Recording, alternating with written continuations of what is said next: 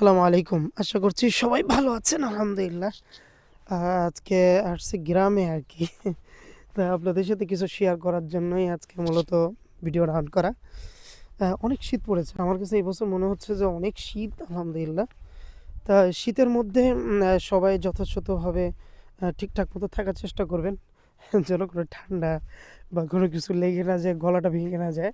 খুব খেয়াল করবেন কারণ আমাদের বিশেষ করে এটার প্রতি বেশি সচেতন থাকা লাগে। সবকিছু মিলায় একটা মেসেজ দেওয়ার জন্য আপনাদের কাছে এসেছি। সেটা হচ্ছে এই শীতে কিন্তু আপনি অনেক জায়গায় আলহামদুলিল্লাহ দাওয়াত পাবেন না বা আপনার আ ভাগ্যের কারণে হোক আর যে কারণেই হোক হয়তোবা আপনাকে অনেক মানুষ দেখতে পারে না। এটার জন্যই হোক, যেকোনো কারণে যেকোনো ওয়েতে হতে পারে। কিন্তু হ্যাঁ, মন খারাপ কিন্তু করা যাবে না। আপনি সবসময় একটা জিনিসই খেয়াল রাখবেন যে আল্লাহ পাক এটা করে দিয়েছেন আপনাকে।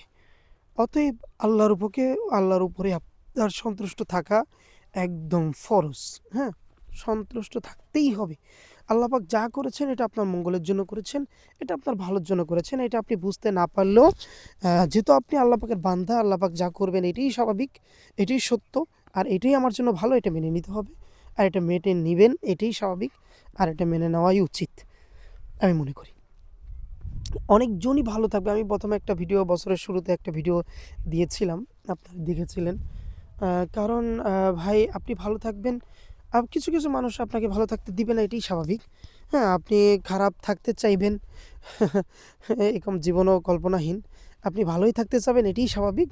আর এই ভালো থাকতে গেলে আপনাকে অনেক কিছু পোহাতে হবে। যেমন মনে করেন আপনি একটা বাড়ি কিনলেন। এই বাড়ির ট্যাক্স দেওয়া লাগবে, সবকিছু দেওয়া লাগবে সরকারের। এরপরও কিছু আ লোক থাকবে আপনারে বলবে, "ভাই কিছু খাওয়াবেন না?" আবার কেউ আসে খুব খারাপভাবেই বলবে। হ্যাঁ? এটা মেনে নিতে হবে বা এগুলা একটু করে সচেতনভাবে চলতে হবে আরকি। সবকিছু মেনে নিয়েই দুনিয়াতে চলার নামই হচ্ছে দুনিয়া।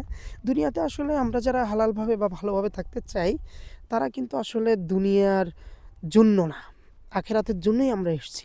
হ্যাঁ? কারণ দুনিয়াতে যারা থাকতে চাবে আল্লাহ পাক যাদেরকে সবচেয়ে ভালো রেখেছেন, হ্যাঁ? সবচেয়ে ভালো তারা ভাবতেছে আমি খুব ভালো আছি, নামাজ পড়ি না, কিন্তু আমি খুব ভালো আছি।